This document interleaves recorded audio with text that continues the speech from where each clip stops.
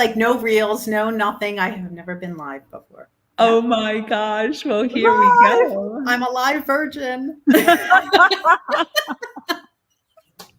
Hello, hello, hello. This is Her Talk Show. My name is Sabrina Victoria, and I am here with Annette, Mashi, and we are going to be talking all about business, specifically email marketing and how it can help increase your sales. So I'm so excited about this conversation. So get comfortable, grab yourself a cup of tea. We're going to be talking about all the things, all the insight, all the inspiration around helping you build your business. Let's jump right in. Get ready, because today's guest is about to change the way you view your world. This is Her Talk Show, hosted by Sabrina Victoria. Hello, if you're listening live, welcome. And if you're listening on the replay, make sure you hashtag replay wherever you're at, so we can send you some love in the comments. We are here every day delving into all sorts of subjects around health, wealth, and leadership with some of the most brilliant women globally. We have interviewed over 600 women, and today we are adding another one to the list. We have Annette on screen today, first time live. She is a copywriter and content strategist for female business coaches, consultants, and service providers. She loves writing enchanting content to increase your visibility and attract clients you really want to work with. She escaped an international corporate high-tech company to work with women who want to stand out and tell their unique stories. She's originally from the Philadelphia suburbs and bravely moved to Israel 27 years ago, married with 2 girls, both currently engaged, and she lives with her husband and dog, Max. I love this personal side of you. I know, sharing all the secrets. Yeah. Well, thank you for having me here. We can tell you are a storyteller, so that's great. Yeah, stories are the most important thing. It's what people remember. Remember. They might not remember the tiny little details, but they remember the stories. Absolutely. What kind of dog is Max? Max is a mutt. My daughter said, "Hey, my friend has a dog. Do we want one?" And my other dog had recently passed. And in a moment of weakness, I said yes. And yeah.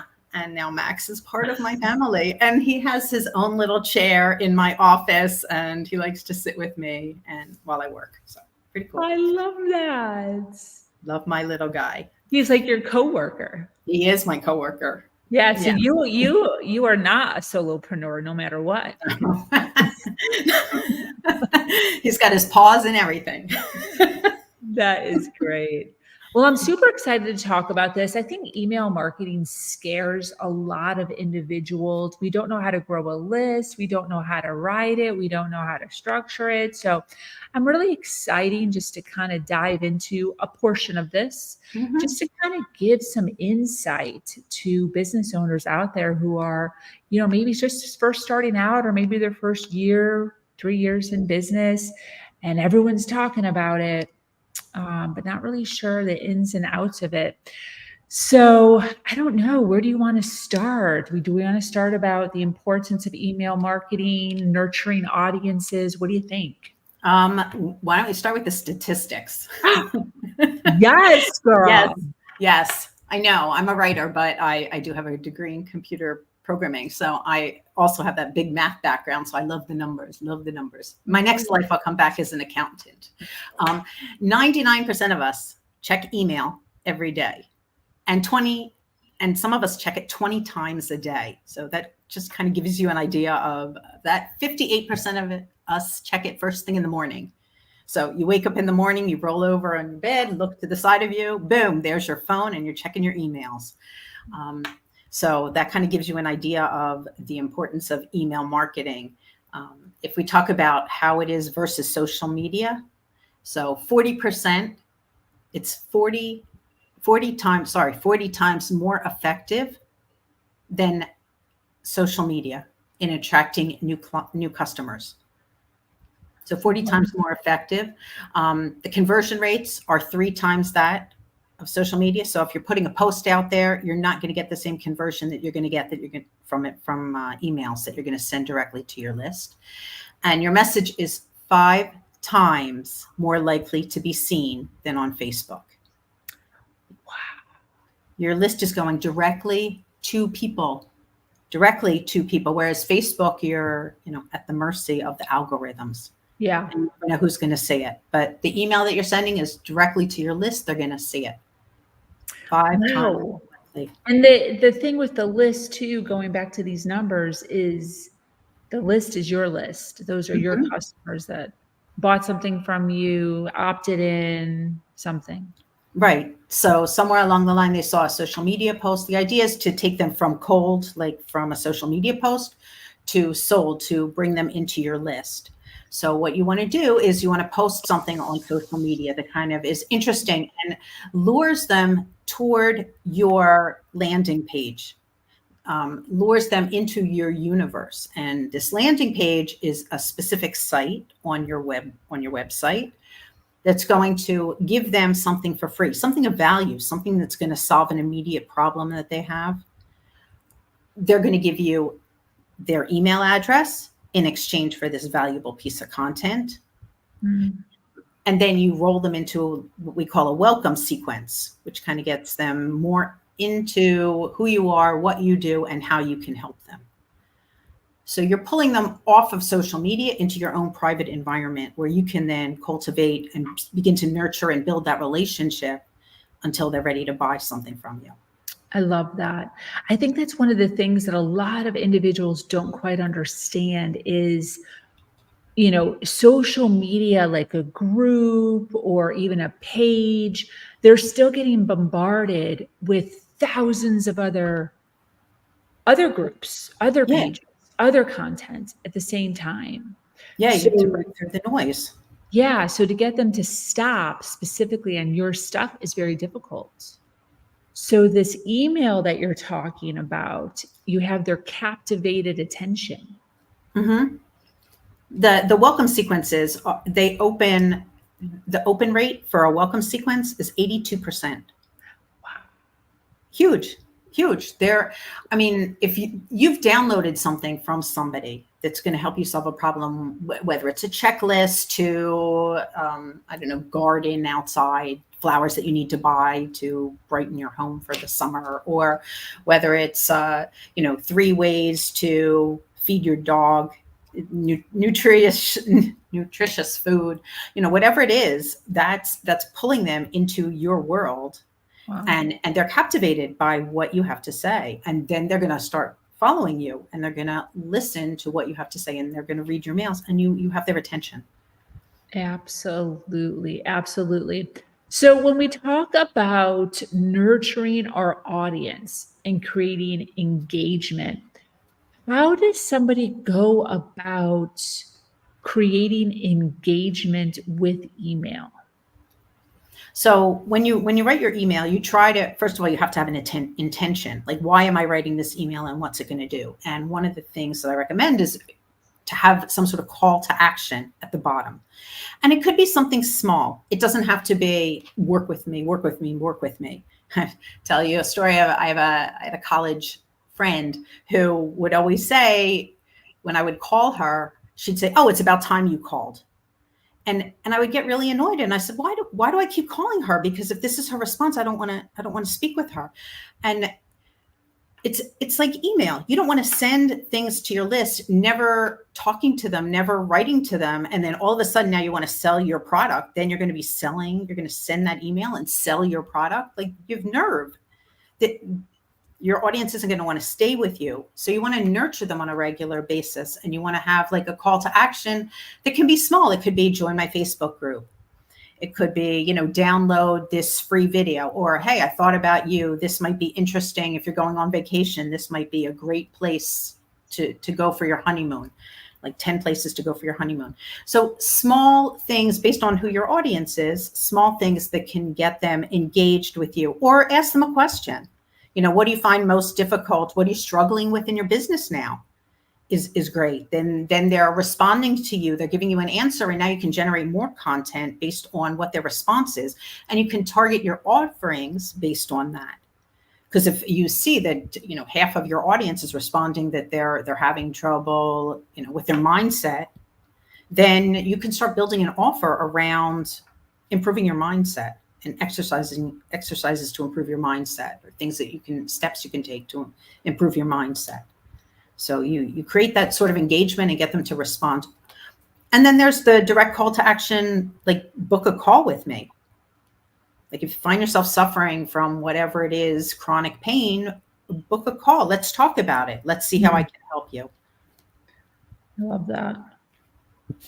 So all these CTAs, should there always be a CTA in every email, or how do you do that? There should be something, whether it's look at a blog article that I recently wrote that might be interesting to you. And that could be as a PS, I just wrote an article based on, and it has to relate to whatever the email is about. It shouldn't be totally unrelated. Like I was writing for one of the architects I wrote for, and he was talking about how like a coffee date is different than smoking a cigar with someone. And so when you're smoking a cigar, it's this whole process. It's a 2-hour event. It's not like a coffee date. You have 15 minutes or 20 minutes, you drink your cup of coffee and you disappear. But smoking the cigar is a longer period of time. And so he was talking about nurturing and developing a relationship with somebody. And so like the link at the bottom of that email could be, hey, check out these latest cigars that I've been looking at or that I heard about. Or or a pairing of the cigars with the right whiskey or brandy or whatever. Really, I'm not an expert on that. That was good. I love how you put that together so fast. That was good. That's the idea. That's the idea, to try to, and that's what creating engaging content is all about. It's making the connection with what your audience is interested in, and then making a connection with maybe what's current, what's going on. I always try to write about like different holidays. I mean, maybe people are writing about Christmas in July. So how can you tie that into your business? It's now going to be July or July 4th. Is there something about your business about being patriotic and that you might want to tie in to whatever it is you're marketing? And you're pulling your audience in and engaging them by writing about something current. Got it. That's good. That's good. You were kind of alluded to like not engaging with your audience and then all of a sudden engaging and having it be a sales email. It kind of reminds me of like, maybe like a sleazy tactic of some sort. What are a couple of tips on how, besides that one, on how somebody can sound more natural versus sleazy? Because I think that's what we're scared of sometimes. We're afraid that we're going to come off as like a used car salesman. Buy this now. How do we do it more natural? So first, it's being consistent. It's if you consistently are in contact with your list and sending them emails on a regular basis, and that could be weekly, it could be monthly.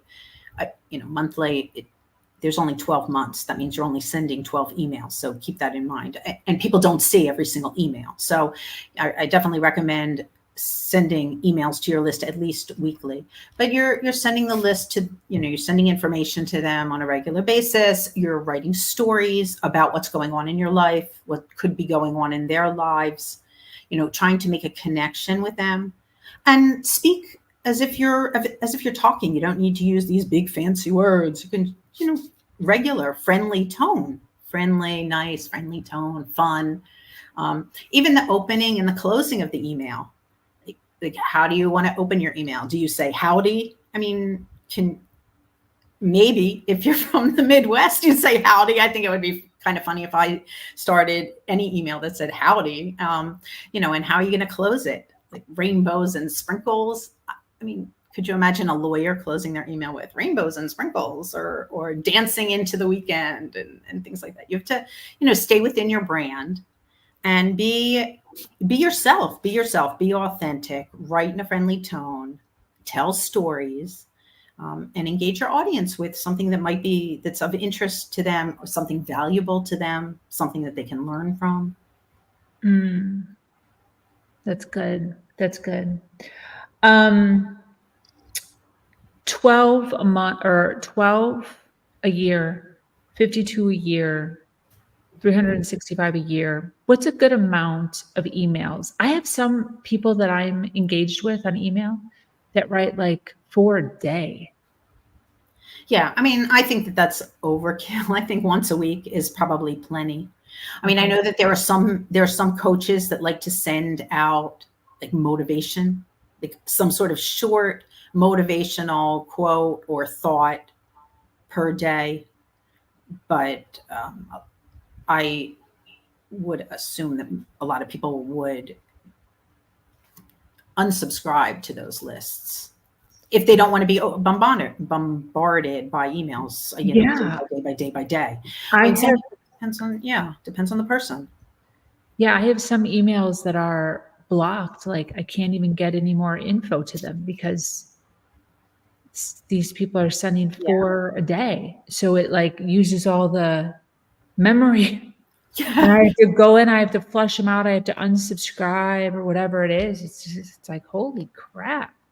Yeah, I think once a week is a good, depending on the business. I think once a week is a good cadence for sending out emails to people, to your list, to stay current, giving them information on what they need to know. That's good. That's good. And then you don't feel sleazy, because when you have a new offering, you're kind of even teasing them about it. Got it. And getting them rolled into, hey, I'm waiting for that. When is she going to offer that? When is that going to happen? Oh, I really want to know about that. And that can be with anything. Yeah. You had mentioned like it could be anything. You could have like some have a motivational quote, some are just checking in. How long, how short should these emails be? What's like a good email structure?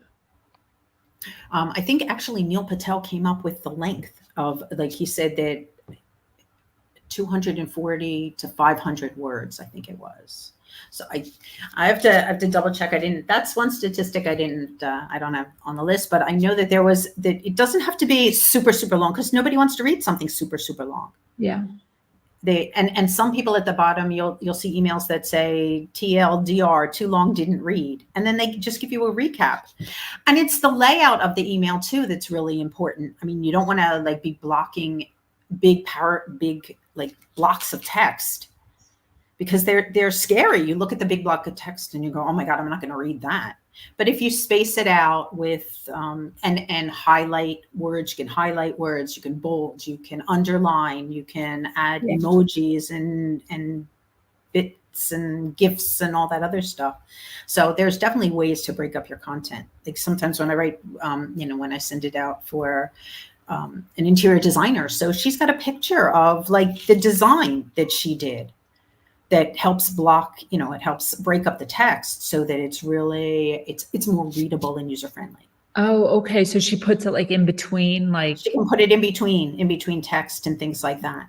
It depends on what it is. Or like even for her blog, she'll put it like in between. So you don't feel like you're reading pages and pages and pages of text. It's not War and Peace. I mean, it's an email. Could you imagine? Tolstoy, I am not. Tell me more about this TLDR. Like, is this didn't read? Yeah, is this like a response people will send back to you?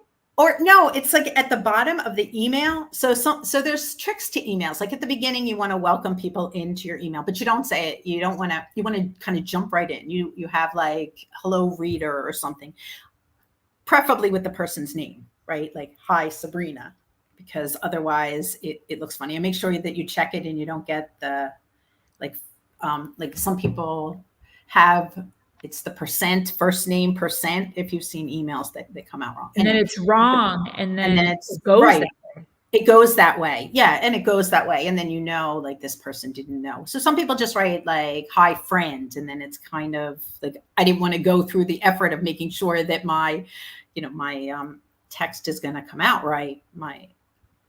Anyway, and then and then you start with the email. You don't need to begin with, hey, I hope everything's okay with you, because nobody really wants to read that sentence. So you can start jumping right into the story. So you're writing the story, you put some information in, you might have like bullet points. If you're teaching something, Okay. 5 ways to, wash your car, or five steps to get your car sparkling clean. And so you have, step 1, 2, 3, 4.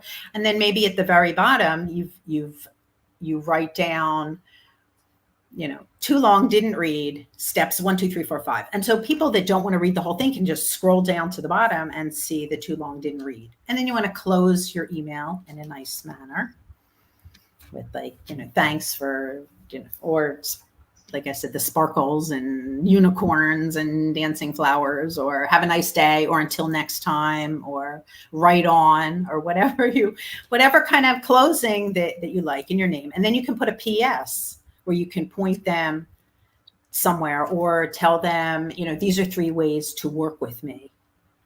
Join my Facebook group, be part of my coaching program, or be with, get on a call and we'll like do a one-on-one session. Like maybe they do group coaching and a one-on-one session.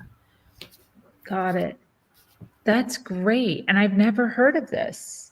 Too long, didn't read. That. That's so fun. And people just scroll down to the very bottom. You'll see it on LinkedIn posts as well. Like too long, didn't read. These are like, this is what you need to know. Thanks. See you later. I'm going to look for that. Yep. Wow. Okay, cool. I was just talking about this on my stories the other day. Reusing content. Love it. Yeah. Tell us more about this. Do it. do it. do it. I mean, you don't need to reinvent the wheel, for sure. I've taken blogs that are longer, 1,000 words or something like that. Maybe I've given in that blog, I've given, 10 reasons to, let's see, what did I just recently write about? 10 ways to make your home healthier, 10 ways to have a healthier home. And so in the blog, I've listed those 10 ways. So each one of those ways can be its own email or post. And now I've taken one long piece of content, which gives me the search engine optimization that I've put on my website. I've broken that same piece of content down into 10 individual emails. And I can take that same information, break it down even further and condense it even more and make that into posts on LinkedIn or Facebook. So you're reusing the same content and you never know where people are going to see it. They may go to the website, they may see it, you may send it out as a newsletter, they may see it as part of the email, or they may see it on social media. And so you're reusing the same content that you had, only cutting and pasting it, all with the same words and all with the same brand and all with the same message. What about the redundancy of that? I know that there's individuals that will think like, ooh, too redundant. I don't think people ever notice. They don't remember. They're more interested in, and sometimes they just need to hear it in a different way. Yeah. People don't remember. Yeah, totally. And if anything, it's just a double reminder. Yeah. Yeah. Or maybe they needed to see it written like in a longer form, and then they need to see it written in a shorter form. Yeah. To reinforce it, it's not an issue whatsoever. Yeah, there's commercials that do that where I'll be watching TV for sure. Time. They'll do a long version of the commercial. And then the next 7 times I see it, it's the same commercial, but shorter. Yep. Sure. They take out whole sections of it. Yeah. And you don't need to see the whole commercial because you've already seen the whole commercial. Exactly. Like they'll run the whole commercial for the first week. And then after that, it'll be those short snippets that will remind you about the original commercial. Yes. And it does. Yeah, for sure. I remember it. I'll be like, where's the baby at? There was a baby. Yes, there was, and now she's gone. Yeah. Now she's grown up. Yeah. And joined her nation. I get it. Yes. This is great. I love this. Okay, so as we're kind of closing up here, I want to hear these statistics again. So 99% of individuals check their email every day. Yep. And some 20 times a day. 20 times per day. Oh my gosh, I wonder if I'm one of those people. I check my email all day. That's right. Probably 20 times a day. We'll have to run a test. I want to know who the 1% is that does not check their email. Yeah. My dog. Yeah. My father-in-law. That's what it is. Yeah, for sure. Yeah. Okay. And then 40 times more effective in social media. Yep. 40 times What else?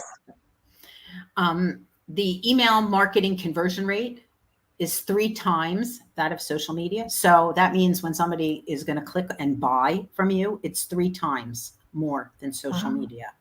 Wow. Insane. Yeah. That's so good. And then 5 times more likely to be seen than on Facebook. That's good. You have a captivated audience directly there. You're reading the mails. You take your phone everywhere you go, and you're checking your emails all the time. Yeah. Well, this is great. I mean, definitely solid reasoning to get our butt in gear and start creating emails, starting with what you're calling the email sequence. We have a ton of people watching live right now. I'd love for you to talk a little bit. I mean, obviously we know that you're the email queen at this point, but could you tell us a little bit about what you specifically do and who should be reaching out to you? Who do you help? So I help female business coaches, consultants, and service providers. So women who want to not spend a ton of time writing their own emails. So there's 2 types of people. There's the women who want to do it themselves, research on ChatGPT, write their own copy, and all that other good stuff, do the research on their own. Or there's people that want to get on the line, want to be in their own zone of genius, have free time, and pass the work off to somebody else. So the way I work is, I call it the magic process. So I know. So I meet with my clients and I gather the information from them on what they want to talk about, what their goals are, try to identify their client pain points so I have an idea of what they want to write about.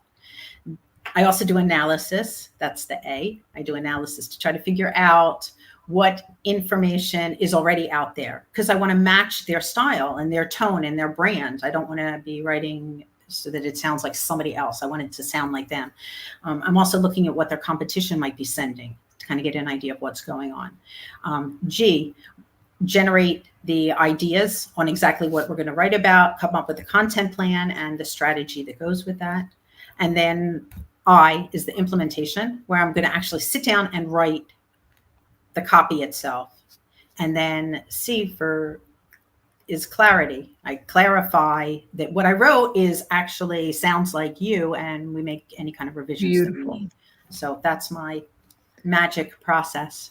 I love that. And I love that ending part, because I do think that that is a fear that a lot of people have in hiring a copywriter is it going to sound like me? Right. Because our audience knows what to expect from us, and it could tell. Oh, for sure. You don't want it to sound like ChatGPT, and you don't want it to sound like somebody else. It definitely does. And, that's where when we talk about, artificial intelligence and AI, I mean, when I'm sitting with a client and I'm recording a conversation, I'm getting the transcript. I have the words. I have the words they're using. I see the content they've already put out, and I'm using the same words. So if they're like a business coach and they're talking about like head trash or mind monkeys, I mean, each person has their own way of saying, the same thing. Mind devils, the same. Yeah, but they all have their own language. And that's where you really need to, that's where I'm looking at it to make sure that I'm using the words that the audience is expecting and using the words that the coach is using as well. So it's all aligned. So you don't necessarily have to worry about, it doesn't sound like me at all. Yeah. It's kind of like woo versus spirituality versus universe versus God. It's like you could tell the same story and just insert a different word and it totally makes sense. Just depends on the word usage that they're using. Right. And you want the words that you're using to be resonating with your audience. So you also want to be sure that whoever you're talking to, that's the words that they're using. So I always tell people when they're trying to write their own copy and they say, what do I write for marketing? You've heard me say it a ton of times. Ask your audience, listen to your audience, read the testimonials. All of that is gold to be able to get the words that your clients are using and your future clients are going to use. Because they're the words that resonate with them. Beautiful, beautiful. Such good stuff. Advice to business owners regarding email marketing. What's your last words of advice? Do it. Just do it. Just do it. Stop procrastinating. Stop procrastinating. Just do it. It's a go mind the money's in the list. You nurture, you build the audience. They love you. They follow you. They are loyal to you. They are waiting for you. It's not spam. I know that's probably people are thinking, I don't want to send spam. You are not sending spam. Your audience wants to hear from you. They are waiting to hear from you. They are looking for your advice. And the more they hear from you, the more they're going to want to hire you. That's awesome. And then one last thing, that email sequence that is usually put inside some sort of a platform, right? Like a MailChimp or a CRM, where it's automatically opted in and then it automatically drops, right? They're not having to manually do it. That's the ideal, I assume. Right. That's the ideal, is all part of it. Yeah. All of it is set up as a whole system where the landing page and you're capturing the email addresses and then the emails go out and you can time them on how you send them. Like the welcome sequence, you want to go out like day after day after day. You're training your audience to open mails from you. Yeah. You're training them to look for mails from you and be interested in what you have to say. And that's the whole idea behind the welcome sequence. I love that. So for those of you listening live or on the replay, working with some sort of an email system, working with Annette makes it that much easier because, she's creating the content and then all you're having to do is just insert it into a platform that you are already using, but maybe just not capitalizing on correctly. And then scheduling those out to drop every few days, right? You can have it drop every day, every third day, every 7 days, every 14 days. And then it's just automatic. So somebody opts in and then they just automatically start receiving those emails. So it's one and done. It's not a continuous thing that you're having to think about or work on. This is brilliant. I love it. Happy to serve and help and get everybody up and running and make their businesses thrive. Yeah. I mean, that's the whole point, to get people out there and buy and nurture. Yeah, that's great. I love it. And you do more than email sequences. You do all kinds of sequences. Yeah. Yeah. That email sequences is just what we're talking about, but copy for websites and sales sequences, sales pages and sequences, blogs, newsletters. That's awesome. And then where can people find you? LinkedIn. Awesome. Annette Mashi on LinkedIn. So great place to follow her, get more tips and tricks on how to do this. And then reach out to her. She's got a calendar link she can get to you, drop in her DMs. She'd love to have a conversation with you and even just give you some insight on what you could be doing for your business as a whole. Annette's been within Her Nation community for a long time now, and she's absolutely fabulous and has helped so many women within our community on some insight on how to do stuff like this. So thank you so much, Annette, for all of this. I took a whole page of notes. This was phenomenal. Any closing thoughts? Well, you did a really good closing thought already. But any Just other do it. closing thoughts as we wrap up? Just that I think it's great that there's a place where women can come together and support each other and work together and help each other grow. And things that I know, somebody else might not know, and things that they know, I might not know. And I think that that's really important to be able to share our knowledge and our wisdom and make each other better, stronger, and faster. Absolutely. Well, thank you so much, Annette. That brings us to an end of yet another incredible episode of Her Talk Show. Thank you for sharing so much wisdom and inspiring us all. To our dedicated listeners, thank you for staying with us until the very end here. We appreciate it. Remember to follow, like, and share. And once again, I am Sabrina Victoria. I invite you to join our amazing community, Her Nation, where we continue to uplift each other every step of the way by having conversations just